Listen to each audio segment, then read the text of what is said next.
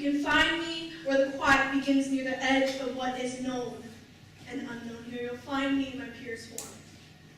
Human. Compelled by my own human nature, I'll be discovering the entire universe through a microscope, sailing the vast seas around me, exploring the soil beneath my very feet. I am a millennial. Generation Y, born between the birth of AIDS and 9/11, we're known for our entitlement and narcissism.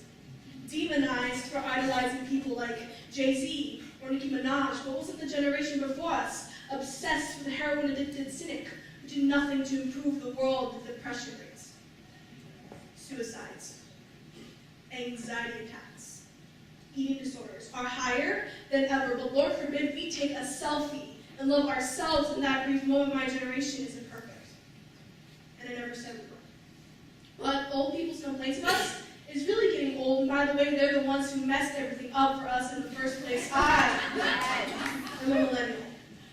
Whose generation is laying the foundation for the next upon the ashes of the last. We are the future leaders, game changers, and dreamers. We are the generation obsessed with social media and technology. We are the millennials. And we'll show you just how amazing we are.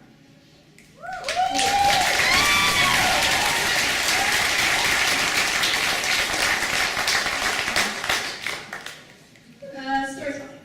It comes in many different forms. There's movies, books, TV series, plays, dance, music. I'm personally connected with spoken word poetry and poetry in general. When I was a little girl, my parents used to read rhyme books to me, like Click, Clack, Clack, or The Cow Jumped Through the Window. And I can almost pinpoint my love for poetry and storytelling from those times when my parents used to read rhyme books to me. It wasn't until I was in the 8th grade, though, when I was formally introduced to spoken word, or to poetry, and it's many different forms of storytelling as well. Poetry, there's haikus, limericks, sonnets, couplets, free verse, blank verse. I connected with free verse, which is basically poetry written in everyday language. So it's as if I'm talking to you in poetic form. It wasn't until I was a freshman 1 year later at Baldwin High School when I was introduced to spoken word poetry through my teacher, Mrs. Roy, who was my teacher, mentor, advisor, and friend. She introduced me to spoken word poetry, and I fell in love instantly with the way poetry made me feel, and getting up in front of an audience of my peers and people who I don't even know, and sharing my story without any judgment.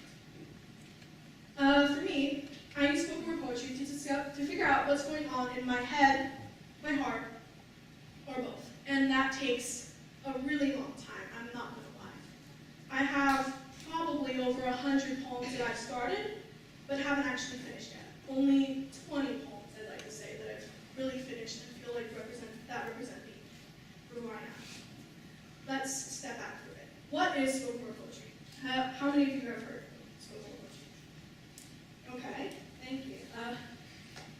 Spoken word poetry, the way that I look at it, is performance poetry. It's writing a poem that can't just sit on paper, that demands for it to be witnessed in person or heard, witnessed in person or heard. And I get that getting up in front of an audience of your peers is extremely difficult, especially for teenagers, because they fear judgment. But from what I've heard, spoken word poetry connects an entire audience of mixed individuals ranging in gender, race, ethnicity, age, social grouping. They all connect on the same story, just like movies or books.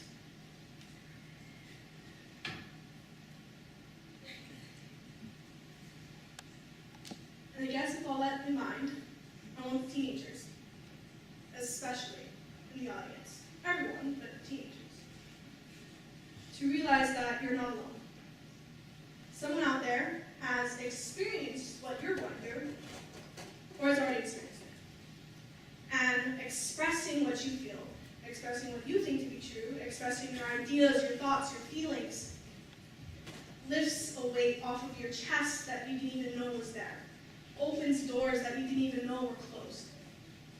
And for a moment, everyone connects on your story. For a moment, everything is okay. So in preparation for this talk, I decided to write a poem to close it. And I believe that it wraps everything up pretty well. Think about what all the students talk about today. Take it to heart. And what will you do?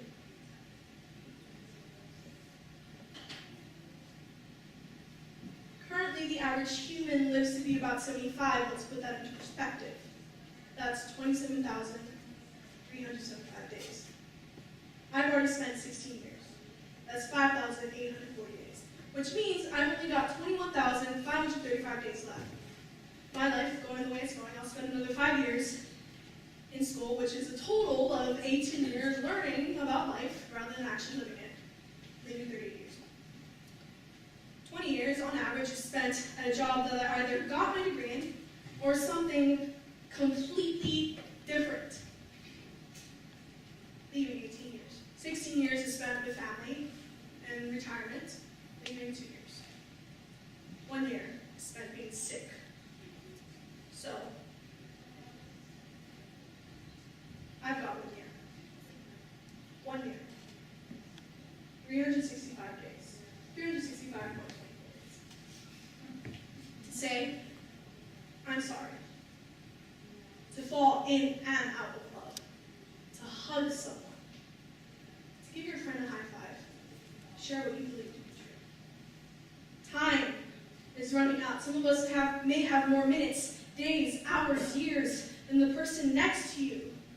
Today is almost over. Today is almost over. Tomorrow is a new day. Tomorrow is a new 24 hours.